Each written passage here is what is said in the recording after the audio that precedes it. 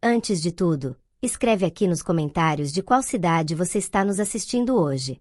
Pode ser do Rio de Janeiro, de Manaus, de uma cidade pequena no interior do Nordeste, de qualquer canto desse Brasil imenso. Escreve o nome da sua cidade ali embaixo, porque esse testemunho foi feito para chegar onde você está. E eu quero saber de onde cada pessoa veio até aqui hoje. O que você vai ouvir agora é uma história que a maioria das pessoas não acreditaria se não tivesse sido documentada por médicos, filmada por câmeras e testemunhada por milhares de pessoas ao mesmo tempo. É a história de uma mulher que veio de muito longe. Longe geograficamente, longe culturalmente, longe de tudo que o Brasil representa.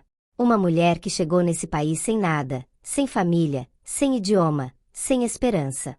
Com um filho no colo e um peso no coração que nenhuma palavra consegue descrever direito. É a história de Amira. E é a história do que aconteceu quando ela, sem querer, sem planejar, sem entender o que estava fazendo, colocou a mão numa imagem de Nossa Senhora Aparecida. Meu nome é Amira Hassan Al-Rashid. Tenho 58 anos. Nasci em Alepo, na Síria, numa família muçulmana sunita de classe média. Meu pai era professor de literatura árabe na universidade. Minha mãe era farmacêutica. Cresci numa casa cheia de livros, de música, de conversas longas nas tardes de sexta-feira.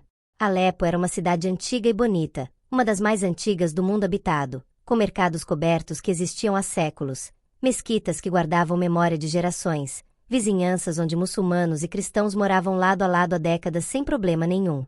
Fui criada na fé islâmica com naturalidade. Não era uma família radical, nunca foi. Rezávamos as 5 orações diárias, respeitávamos o Ramadã, acreditávamos em Alá com a mesma tranquilidade com que se acredita no sol. Era parte da vida, como o ar que se respira.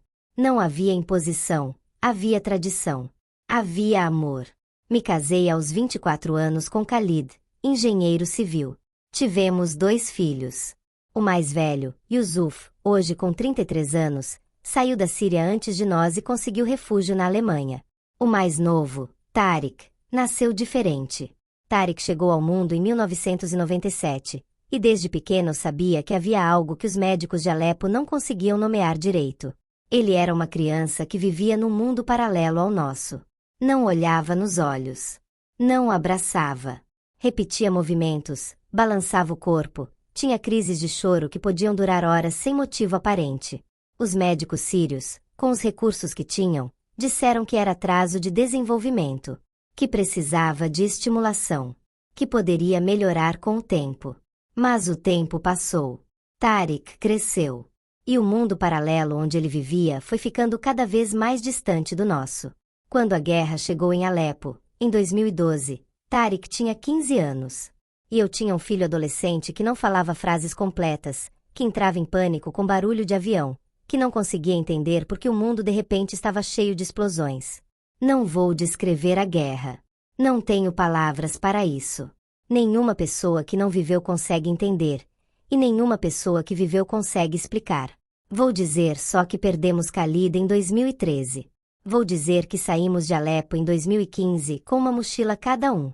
Vou dizer que atravessamos a Turquia, o Mediterrâneo em um barco que não devia ter mais do que 40 pessoas e tinha 80, a Grécia, os Balcãs, tudo isso com Tariq ao meu lado, 18 anos, assustado, sem entender o que estava acontecendo, sofrendo cada mudança como um golpe físico no corpo. Chegamos ao Brasil em 2016 através do programa de reassentamento do Acnur. Viemos para São Paulo. Eu tinha 48 anos, não falava uma palavra de português, não conhecia ninguém nesse país, e tinha um filho de 18 anos com que eu só depois soube que era autismo severo, nível 3, sem diagnóstico formal, sem tratamento, sem nada. O Brasil nos recebeu. Não foi fácil, nunca é fácil, mas nos recebeu. A Casa do Migrante em São Paulo nos acolheu nos primeiros meses. Aprendi português com uma velocidade que até hoje me surpreende quando penso. A dor ensina. A necessidade ensina mais rápido do que qualquer escola. Depois de 6 meses, consegui trabalho como costureira num ateliê em Brás. Pequeno, humilde, mas trabalho honesto. Conseguimos um quarto alugado num cortiço na Moca. Começamos a vida do zero, como se faz quando zero é tudo que sobra. Tariq foi finalmente diagnosticado em 2017, num centro de referência em autismo vinculado à universidade. O médico que o avaliou, o Dr. Cláudio, um homem paciente e honesto, me chamou e explicou tudo com cuidado, com o intérprete ao lado. Transtorno do espectro autista nível 3. Comprometimento severo de linguagem e comunicação social. Tariq tinha 20 anos e funcionava cognitivamente como uma criança de 4, 5 anos. Sem fala funcional, apenas sons e algumas palavras soltas em árabe que usava de forma não comunicativa, como quem repete um mantra sem saber o que significa. O Dr. Cláudio disse que terapia poderia ajudar, mas que com autismo severo não diagnosticado e não tratado por 20 anos, as expectativas precisavam ser realistas. Tariq provavelmente nunca teria fala funcional. Provavelmente nunca viveria de forma independente. Meu trabalho, o mais importante da minha vida, seria garantir que ele tivesse qualidade de vida, segurança, rotina, amor. Aceitei isso. Ou tentei aceitar. Uma mãe nunca aceita completamente. Uma mãe sempre guarda um cantinho de esperança que nenhum diagnóstico consegue fechar. Durante os anos seguintes, construímos uma vida modesta mas estável. Eu trabalhava.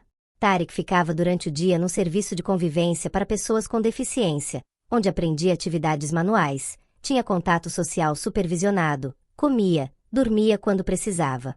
Às noites e fins de semana, éramos eu e ele. A mãe síria e o filho diferente, num país que não era o nosso, numa língua que ainda aprendia, sem família ao redor. Rezava todo dia. Rezava em árabe, as orações que aprendi desde criança. Rezava para Alá pelo Tariq. Pedia saúde, pedia paz para ele, pedia que ele não sofresse. Nunca pedi fala. Já tinha aprendido a não pedir o que os médicos disseram ser impossível. Mas pedia que ele fosse feliz. Que não sentisse medo. Que soubesse que eu estava do lado dele. A vizinha do andar de baixo do cortiço onde morávamos era Dona Benedita. 72 anos, mineira de Uberlândia, católica fervorosa, vó de 6 netos, mulher que tinha no quarto um altar com tantas imagens de santos que parecia quase uma loja de artigos religiosos. Nos tornamos amigas da forma que vizinhas se tornam amigas, devagar, através de cafés oferecidos pela janela, de ajudas com sacola de supermercado, de sorrisos na escada. Dona Benedita amava o Tariq com o amor de avó emprestada. Ele a chamava de Bena, que era o máximo que conseguia pronunciar do nome dela, e ela derretia toda vez. Levava biscoito para ele. Aprendeu que ele não tolerava barulho repentino e passou a avisar antes de bater palma ou rir alto. Pequenas gentilezas que significam tudo quando você está sozinha num país estranho. Em setembro de 2023, Dona Benedita me convidou para ir com ela a uma missa. Não qualquer missa. Uma missa grande, ao ar livre, organizada pela paróquia do bairro em comemoração ao mês de Nossa Senhora. Seria num clube, com mais de 3.000 pessoas esperadas, com um padre que ela dizia ter dom especial. Amira, você e o Tariq deveriam vir. O padre Eustáquio vai abençoar as crianças e os adultos com deficiência. Ele tem oração forte. Muita gente diz que ele cura. Dona Benedita, você sabe que sou muçulmana. Não vou em missa. Eu sei, minha filha. Mas você acredita em Deus, não acredita? Deus é o mesmo para todo mundo. E uma mãe que está pedindo por um filho não precisa de permissão para entrar onde Deus estiver. Vem. Não precisa rezar se não quiser. Só vem. Fiquei dias pensando naquilo. Por um lado, minha formação dizia que era errado. Minha fé islâmica era clara, não havia intermediários entre o crente e Alá. Santos, imagens, Maria, eram conceitos que não faziam parte do meu sistema de crença. Por outro lado, Dona Benedita tinha razão em algo que não conseguia refutar. Eu acreditava em Deus. E 7 anos de orações em árabe, pedindo saúde e paz pro Tariq, não tinham mudado nada. Talvez Deus usasse caminhos que eu não conhecia. No sábado seguinte, fui. Levei o Tariq com seus fones de ouvido, com a mochila de emergência que sempre carregava, com o protocolo de segurança que qualquer mãe de autista severo desenvolve com os anos. Fomos de ônibus. Chegamos cedo. O clube estava sendo preparado. Cadeiras enfileiradas numa área gramada. Um palco pequeno com um altar improvisado. No centro do altar, uma imagem de Nossa Senhora Aparecida. Eu não sabia quem era, disse isso para Dona Benedita. Ela explicou. A padroeira do Brasil. A Nossa Senhora que apareceu num rio para pescadores pobres. Já faz mais de 300 anos. Dizem que faz milagre pros que pedem com fé. Olhei para a imagem. Era uma figura pequena, de cor escura, com coroa e manto bordado. Não senti nada de especial. Era uma imagem religiosa num altar, como tantas que tinha visto em igrejas cristãs ao passar pela rua. Não me pertencia. Mas também não me ameaçava. Nos sentamos numa cadeira na lateral, perto de uma saída, como sempre fazia com Tariq para poder sair rápido se ele entrar em crise. O lugar foi enchendo.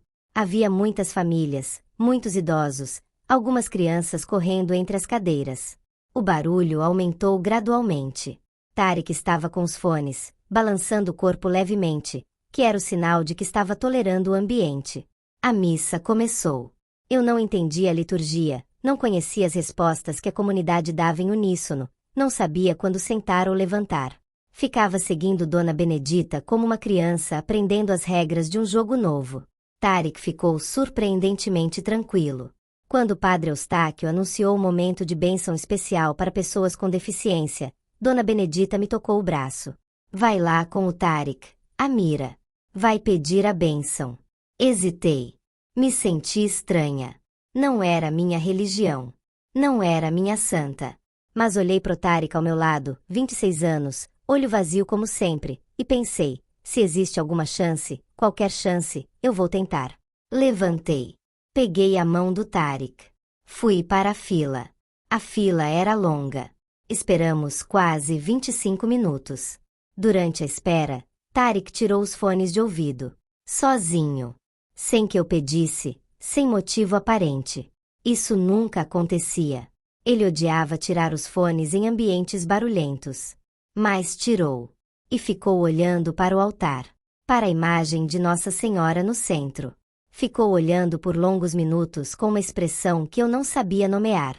Não era o olhar vazio habitual. Era outra coisa. Era como se ele estivesse vendo algo que eu não conseguia ver. Quando chegamos na frente, o padre Eustáquio agachou no nível do Tariq. Era um homem de uns 60 anos, de cabelo branco, olhos pequenos e calmos. Qual o nome dele? Tariq. 26 anos. Sírio. Autismo severo. Não fala. Quanto tempo vocês estão no Brasil? 7 anos. Viemos da guerra. O padre ficou quieto por um segundo. Depois olhou pro Tariq nos olhos, coisa que poucos conseguiam fazer porque Tariq desviava o olhar. Mas desta vez não desviou. Ficaram se olhando por um momento que pareceu longo demais para o que era. O padre colocou as mãos na cabeça do Tariq e orou. Orou em voz baixa, não consegui ouvir tudo.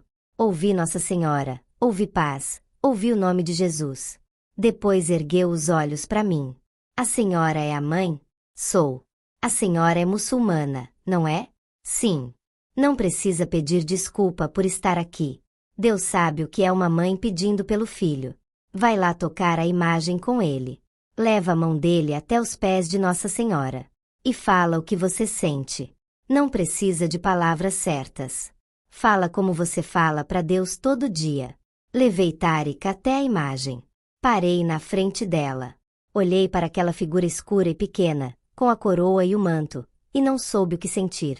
Então peguei a mão do Tariq, aquela mão grande que eu tinha segurado desde que ele era bebê, e guiei devagar até os pés da imagem. Ele tocou. E então Tariq fez algo que ele nunca tinha feito na vida. Ele olhou para a imagem, aproximou o rosto, e encostou a testa nos pés dela. Como alguém que encontrou algo que estava procurando há muito tempo. Como alguém que chegou em casa. Fiquei olhando para o meu filho com o coração parado. E então ele falou. Não um som. Não uma sílaba. Uma palavra. Em árabe. Uma palavra que não dizia há anos, que eu tinha quase esquecido de ter ouvido da boca dele quando ele era criança pequena, antes de regredir, antes de se fechar no mundo dele. Ele disse, Yaumi. Em árabe, minha mãe. Virou o rosto, me olhou, contato visual direto, sustentado, me olhou como não me olhava desde que ele tinha 2 anos, e disse de novo, Yaumi. Minha mãe. Desmoronei. Não tem outra palavra. Desmoronei ali mesmo, na frente do altar, na frente de 3.000 pessoas, no meio de uma missa católica, eu, muçulmana síria, que não acreditava em santos, que nunca tinha rezado para Maria, que tinha chegado naquele lugar sem fé nenhuma no que estava fazendo. Desmoronei. O padre Eustáquio veio correndo. As pessoas ao redor tinham visto. Algumas tinham filmado. O burburinho se espalhou pelo espaço. Tariq ficou parado olhando para mim, com uma expressão que não sei descrever, mas que era nova. Era presença. Era ele, presente, ali, me vendo. Dona Benedita chegou pela minha lateral e me abraçou como só vós sabe abraçar. Se esse testemunho está tocando algo dentro de você, eu preciso te pedir uma coisa agora. Inscreve-se no canal Milagres Cristãos. Aperta o botão de inscrição, ativa o sino para não perder nenhum vídeo e deixa um like. Isso ajuda esse testemunho a chegar em mais pessoas que precisam ouvir. Faz isso agora, e a gente continua. Nos dias seguintes, Tariq continuou falando. Não muito. Não fluentemente. Mas falando. Yaumi quando me chamava. Palavras em árabe que eu pensava que ele nunca tinha guardado. Nomes de coisas, água, pão, cama. Depois, nas semanas seguintes, algumas palavras em português que ele devia ter ouvido no serviço de convivência sem nunca as ter usado. Água. Não. Sim. Levei Tariq de volta ao Dr. Cláudio em pânico e em alegria ao mesmo tempo. Em pânico porque não sabia o que estava acontecendo no cérebro do meu filho. Em alegria porque meu filho estava me chamando de mãe. O Dr. Cláudio fez a avaliação completa. Chamou colegas. Refizeram os testes de linguagem que tinham feito 6 anos antes. Os resultados mostraram desenvolvimento expressivo de linguagem funcional que não estava presente na última avaliação. Não era recuperação completa. Tariq ainda era autista severo. Ainda tinha comprometimentos profundos. Mas havia algo novo no processamento de linguagem expressiva dele que simplesmente não existia antes. O Dr. Cláudio, homem de ciência, honesto, me olhou e disse: não tem explicação para isso. Sei o que os exames mostram. Sei o que a avaliação anterior mostrava. Sei que progressos dessa natureza em adultos com autismo severo não tratado por décadas não acontecem de um dia para o outro. Mas está acontecendo. Vou documentar. Vou acompanhar. E vou ser honesto com você, não sei o que causou isso. Fui honesta com ele também. Contei a missa. Contei a imagem. Contei o momento em que Tariq tocou os pés de Nossa Senhora e falou Yaumi. Ele ficou em silêncio por um longo tempo. Depois disse: eu sou ateu de formação e agnóstico por experiência. Mas 30 anos de neuropediatria me ensinaram humildade suficiente para não descartar o que os meus instrumentos não conseguem medir. Passei os meses seguintes num processo que não sei nomear direito. Não foi conversão. Não foi abandono da minha fé. Foi algo mais sutil e mais profundo do que qualquer uma dessas palavras consegue capturar. Comecei a fazer perguntas. Pedi livros para Dona Benedita sobre Nossa Senhora. Ela me deu 3, com aquela felicidade contida de quem não quer assustar a pesca com pressa. Li com dificuldade, com dicionário, parando em cada página para entender não só o português mas o universo teológico que estava por trás de cada frase. O que aprendi me surpreendeu. Não porque contradissesse o Islã da forma que eu esperava. Me surpreendeu porque encontrei coisas que eu não esperava encontrar. Aprendi que o Islã tem Maria. Não a mesma Maria que os católicos têm, mas tem. Mariam, como chamamos em árabe, tem um capítulo inteiro do Alcorão dedicado a ela. É a única mulher mencionada pelo nome no Alcorão. É descrita como escolhida entre todas as mulheres do mundo. Como purificada por Deus. Como alguém para quem o anjo veio pessoalmente. O versículo 42 da Surata Al-Imran diz que Alá a escolheu, a purificou, e a preferiu entre todas as mulheres da criação. Eu sabia isso. Tinha aprendido desde criança. Mas nunca tinha parado para pensar no que significava. No Alcorão, Mariam não é simples. Mariam é especial. A diferença entre o Islã e o catolicismo não é que um honra e o outro não. É a extensão e a forma desse honramento. Então comecei a me perguntar, se Alá, o Deus em quem acredito desde criança, escolheu Maria entre todas as mulheres da criação e a purificou, o que aconteceria se eu, em vez de orar apenas sozinha, pedisse que ela, essa mulher especial que tanto meu Deus quanto Deus dos católicos reconhecem como escolhida, O que aconteceria se eu pedisse que ela levasse minha oração? Não foi uma decisão teológica elaborada. Foi uma pergunta de mãe.